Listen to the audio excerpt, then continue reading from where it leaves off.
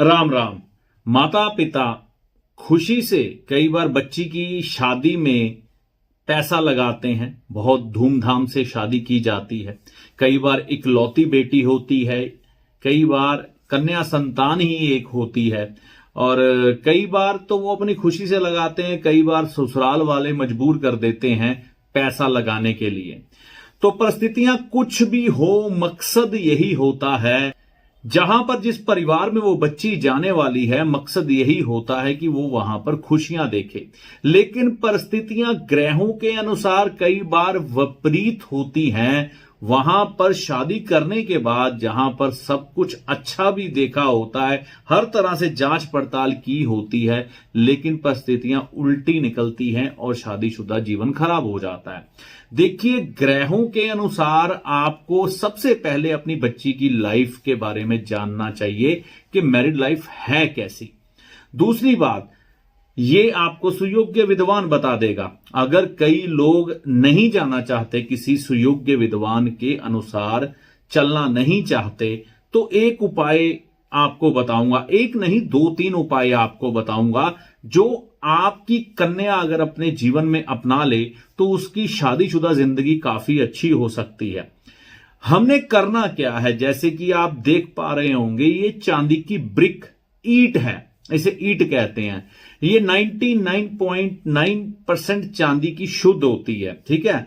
और इस ईंट को बनाने के लिए आपको आपके लोकल गोल्ड स्मिथ के पास या गहने बनाने वाले व्यक्ति के पास जाना है।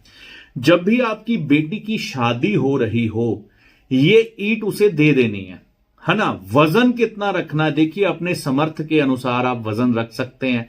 अब मैं क्या कहूं, कई लोगों की जेब अलाउड नहीं करेगी, तो 10 ग्राम रख लें, 20 रख लें, 30 रख लें, 40 रख लें, 50 रख लें, 70 रख लें। 100 ग्राम तक की ईंट भी हम लोगों को कहते हैं। कई लोगों ने तो 1-1 किलो की दी है, तो वो अपनी इच्छा है। देखिए, चांदी की ईंट रखने का उपाय कहां पर करवाया जाता है, जब राहु सप्तम भाव में होता है। लेकिन ये उपाय इतना जबरदस्त है, इतना चमत्कारी है, अगर हम किसी को वैसे भी करवा देना, उसकी मैरिड लाइफ खराब हो, तो उसकी वो मैरिड लाइफ ठीक होने लग पड़ती है ना। ये नहीं मैं कहता चमत्कार हो जाते हैं, एकदम गुड़ मिश्री हो जाते हैं, लेकिन मैरिड लाइफ में अगर खराबियां चल रही हो, वैचारिक मतभेद चल रहे हों, डाइवोर्स तक कई बार पहुंचने से इंसान बच जाता है, ठीक है ना। काफी परसेंटेज हाई है कि शादी बच जाती है। तो ऐसा उपाय करने में दिक्कत क्या है भैया? अपनी बेटी की शादी पर लाखों रुपया लगा रहे हो, ये चांदी की ईंट, लाल किताब ये नहीं कहती कि आप इसके अलावा कोई ले ही नहीं सकता, है ना। तो लेने में कोई हर्ज या बुराई तो है नहीं। अपनी बेटी को चांदी की ईंट दे दो, जब वो फेरे ले, वो ईंट उसके पास रहे, फिर वो घर अपने पति के जाके उस ईंट को संभाल के रख ले। इससे क्या होता है, अगर विपरीत परिस्थितियां भी ससुराल में जाके मिली, है ना, तो बेटी कहीं ना कहीं किसी ना किसी तरह से साम दाम दंड भेद, किसी ना किसी तरह से सेवा भाव से किसी तरह से भी एडजस्ट कर जाती है। तो ये जरूरी होता है कि घर बस जाए, है ना। तलाक नहीं होना चाहिए बेटियों का, मुझे दुख होता है। तो घर बस जाए, ये उपाय इसके लिए है। कहते हैं घर जोड़ने चाहिए, तोड़ने नहीं चाहिए। इसी दृष्टिकोण से मैंने बनाया ये वीडियो कि बेटियों के घर बस जाएं। आप बिना सोचे समझे ये उपाय करें। अगर आपकी बेटी का मैरिड लाइफ अभी भी खराब है ना किसी तरह से, उसे एक चांदी की ब्रिक दे दें, कोई फर्क नहीं पड़ेगा। हां, कब देनी है ये महत्वपूर्ण है। तो देखो, ब्रिक जो है ना, ये चांदी की ईंट हमको शुक्र ग्रह को बचाने के लिए देनी है, यानी कि मैरिड लाइफ बच जाए, शादीशुदा जीवन बच जाए, जो कि शुक्र ग्रह से संबंधित है।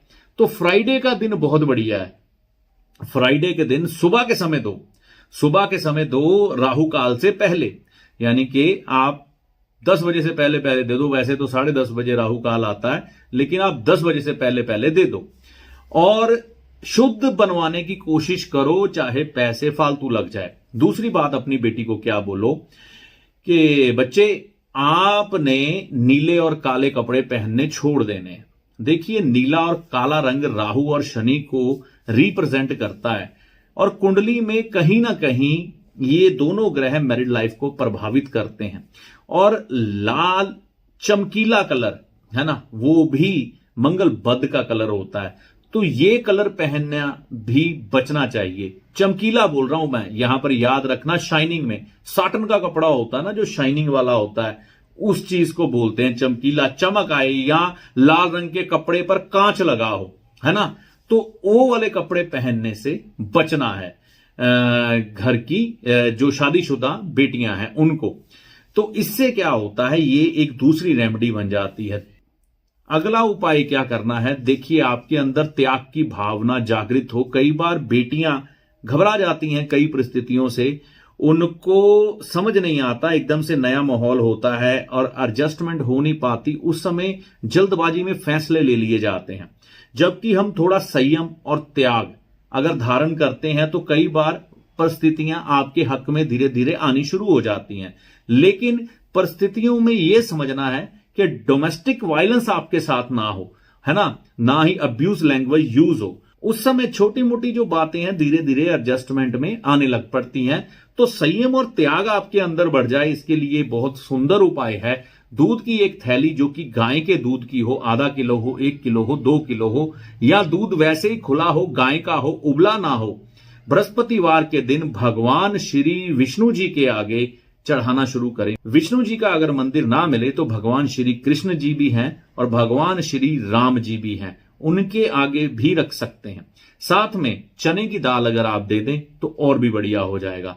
और पीपल की सेवा करें, बृहस्पतिवार के दिन मंदिर में जा ही रही हैं तो पीपल को भी जल दे आए, इससे और भी बढ़िया हो जाता है ना। तो ये 2-3 उपाय ही आपके गृहस्थ जीवन को काफी अच्छा कर सकते हैं। इसमें से एक उपाय शादीशुदा जीवन में उस समय करना है जब शादी हो। दूसरा उपाय आपके कपड़ों से जुड़ा है। देखिए, काले और नीले रंग का परहेज आप अपने जीवन में रख दें, ये दोनों रंग आपके शादीशुदा जीवन को तबाह करते हैं, तो ये छोटा सा उपाय कर सकती हैं। और इसके अलावा विष्णु जी का उपाय करके चलिए, ये सब चीजें जोड़ के देखिए, तो ये शादीशुदा जीवन के बाद के उपाय हैं। एक उपाय शादीशुदा जीवन के साथ जुड़ा है, करके देखें, जीवन में आनंद आने लग पड़ेगा। और जिनकी शादियां नहीं हुई हैं अभी, उनको शादी के समय में ये उपाय करना है, और जिनकी शादियां हो चुकी हैं वो अपने पेरेंट्स से अभी भी चांदी की ईंट ले लें और ये जो 2 बातें कही हैं इनका ध्यान करके देख लें। आप देखेंगे माता रानी की कृपा से ही आपको इस उपाय का लाभ होगा, लेकिन लाभ होगा चमत्कारी ढंग से। जय माता दी।